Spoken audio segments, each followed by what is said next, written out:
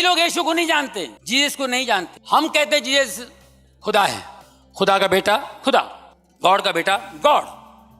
उन्होंने खुद कहा, चेलों ने कहा आप अपने पिता से हमें मिलाइए।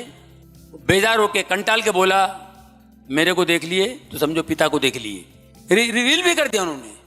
अब मैं आपको बताता हूं, देखिए जो यीशु को नहीं जानता है पूरी दुनिया में, वो किसी भी धर्म का हो, किसी भी रिलीजन का हो, कहीं का भी हो, जो नहीं जानता है वो भी जीसस की बात करता है। जो बाइबल नहीं जानता है, बाइबल नहीं मालूम, कुछ नहीं पता उसको, लेकिन वो वचन वो बोलता है।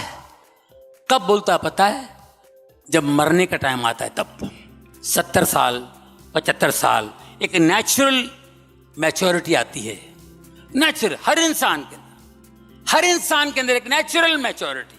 अंदर से बहुत बड़ा इंसान बन के बात करता हो, वो जाहिल भी होगा, अनपढ़ भी होगा। मैं आपको याद दिलाता हूं, बूढ़ा से बूढ़ा हो जाने के बाद बच्चे लड़ रहे हैं, मत लड़ो बेटा, देखो नहीं मत बेटा, लड़ने से कोई फायदा नहीं बेटा, नहीं उसने मारा ना कोई बात नहीं, अब तू बड़ा है जा, ऐसा बोलते। किसी ने इधर मारा ना तेरे को, बोल भाई इधर बांट जा, लफड़ा नहीं मांगता बेटा, मैंने जिंदगी देखी बेटा, मैंने दुनिया देखी है, कभी नहीं। ये सारी बातें आप देखेंगे लूक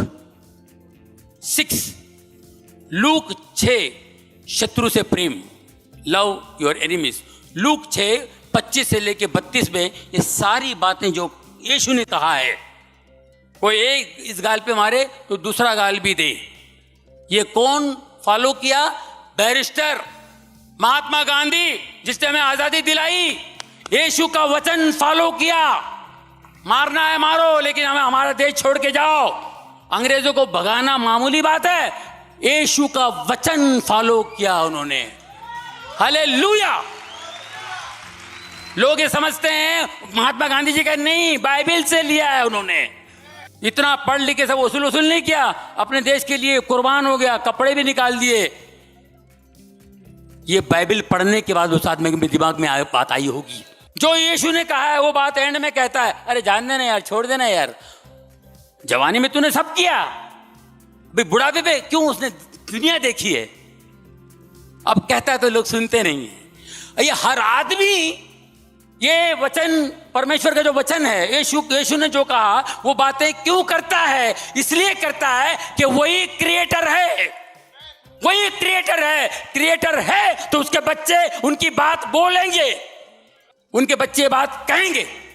आप बड़ी बड़ी बातें कीजिए, आप साइंटिस्ट हैं, आप दौलतमंद हैं, आप अक्लमंद हैं, आपका दिमाग बहुत बड़ा है, आप बहुत इंटेलिजेंट हैं, सब कुछ है, एक दिन अकेले हो जाएंगे आप, डॉक्टर भी हाथ जोड़ लेगा, तब बात भी नहीं कर पाएंगे, एक वर्ड भी नहीं आएगा। क्या पढ़ाई करेंगे आप? ये पढ़ने से ऐसा होगा, ये पढ़ने से ऐसा होगा, ये पढ़ने से आपको ये हो जाएगा, वो पढ़ने से, पढ़ने की भी औकात नहीं होगी, खाली एक ही बात। अब क्या फायदा? कनेक्शन लगाया ही नहीं कभी, रिलेशन बनाया ही नहीं कभी। हर एक की यही हालत होती है दोस्तों। मैं आपको बता रहा हूँ, ये मेरी ऑब्जर्वेशन है, स्टडी है। मैंने जमीन से लेके आसमान तक के लोगों के साथ उठा बैठा हूं। आखिर में यही होता है, जब आपकी फुर्ती कम हो जाती है, ताकत कम हो जाती है, कुछ नहीं, जब वो याद आता है, शर्म आती है, मैं कभी गया ही नहीं, अब मैं कैसे टच करूं उसको। आपके पास सब कुछ है, लेकिन एक चीज मिसिंग है, वो है बाप, पिता, वो मिसिंग है। कई अरबों लोग इस दुनिया में आज जितने यहाँ बैठे हुए तकदीर वाले हैं, जिनको बाप का पता यहाँ मिला है। अरबों लोग हैं जिनको बाप का पता नहीं है। बाप का पता बताने के लिए, बाप के साथ रिश्ता बनाने के लिए यीशु इस जमीन पर आए, हमारे पापों के लिए मार खाए, मरे, हमारे पापों के लिए, हमारे लिए पे कर दिया। आज से 2000 साल पहले हम सब का बिल उसने पे किया, हमारे सारे सभी लोगों के पापों का बिल उन्होंने पे किया। वो मर के जिंदा चला गया।